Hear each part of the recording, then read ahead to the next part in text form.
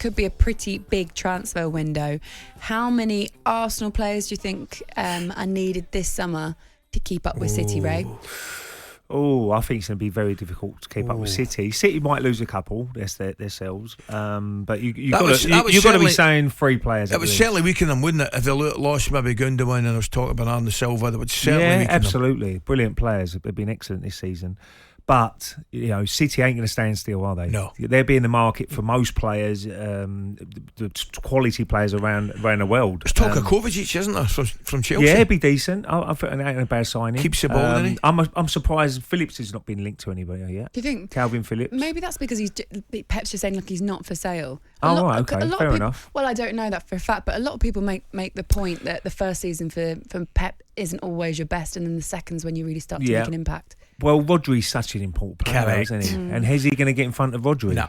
And De Bruyne Maybe is still, rotation? Look, De Bruyne obviously went off injured in the final, so he might pick up a few more injuries now as he's getting a little bit older.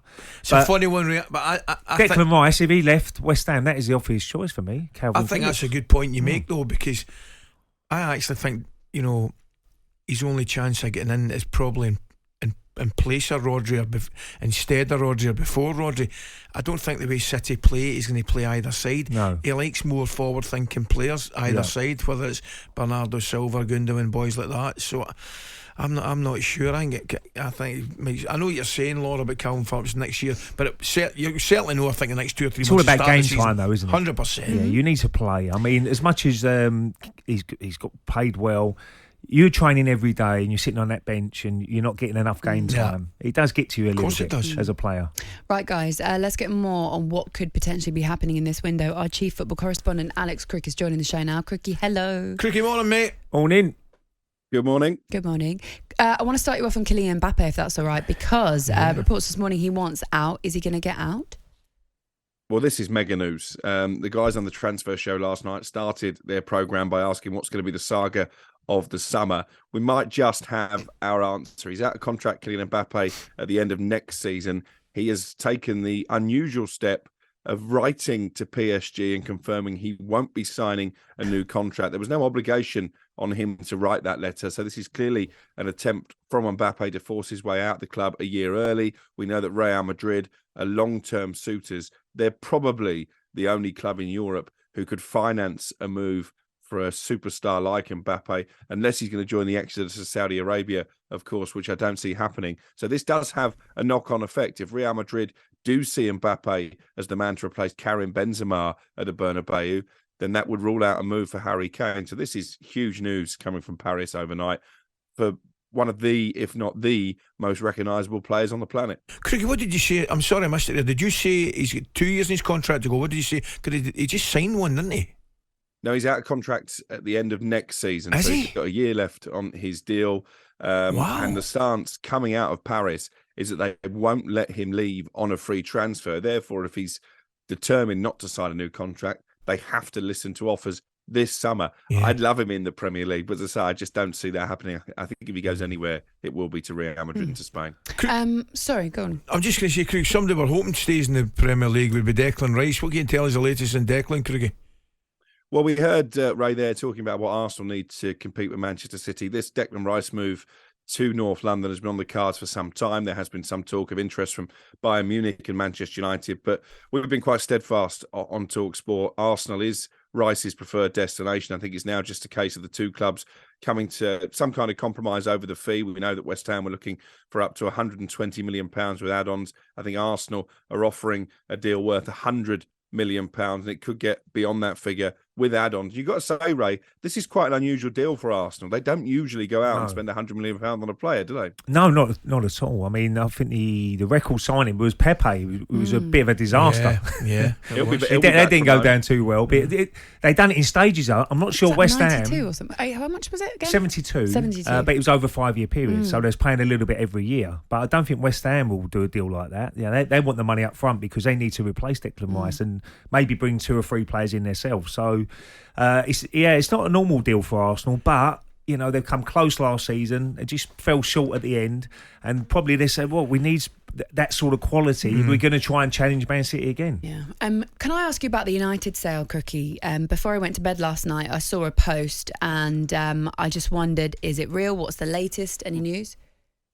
Well, it's had an impact on the share prices overnight at Old Trafford. As you say, Qatari media reporting that Sheikh Jassim had won his bid for the football club. I was up into the early hours trying to get to the bottom of this. I was told not to get too excited yet. The Qataris, I think, are growing in confidence that they can strike a deal with the Glazer family. But at the moment, not much has changed. It still looks a two-horse race between Sir Jim Ratcliffe and his partial takeover, and the Qataris who are looking to buy the entirety of United. We know the Glazers are looking for £6 billion to sell all of their shares. At the moment, nobody has offered that much. So talks continue. The Qataris believe they're firmly in the race, but from what I was being told last night, I think it's a little bit premature to say they've won that race. Can I ask, before you go as well, Gvardiol, who we saw at the World Cup, was quite a star actually at times, one of the best defenders. Could he end up until Messi got a hold of him? Silly that bit out. He's still untying himself. Where could he end up? Well, we know Chelsea have got long-term interest, but I think at the moment their priorities are elsewhere, a striker and a goalkeeper, and they've really got to trim the wage bill as well before they can even think about bringing players into the football club. Manchester City, they're not going to rest on their laurels. Pep Guardiola wants to win 4 Premier League titles in a row. Nobody's done that. He wants to retain the Champions League. That's difficult to do. They are going to need to strengthen the squad, and Guardiola, a big target for City. It's going to take big money. He's got a release clause of around about £98 million. That doesn't actually kick in until the start of next season. So Leipzig are looking for around about £75 million. City can afford it, can't they? So keep an eye on that one. Actually, I know I said last one, but I want to ask another one because yesterday we spoke about Andre Onana being a huge target for Chelsea. Is there much more movement at Chelsea? Like, can you tell us a lot? Because I was just wondering where they're going to start, because they're going to have to start shipping players out as well, aren't they?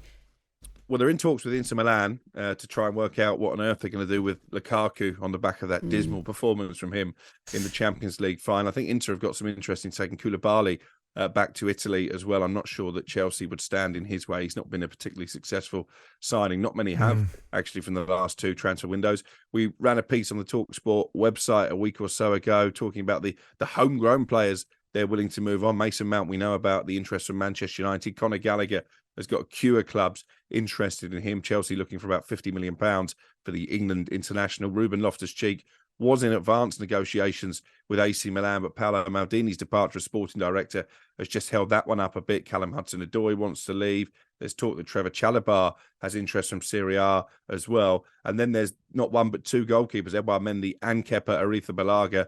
I've been told on good authority that Chelsea are willing to listen to offers for both of them. So it's going to be a huge turnover at Chelsea once again this summer. Wow, busy times. Alex Crook, thank you Have a good day, Crookie.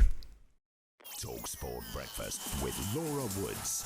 Monday to Wednesday morning, 6 till 10. On AM, on DAB, via the talkSPORT app and on your smart speaker. talkSPORT.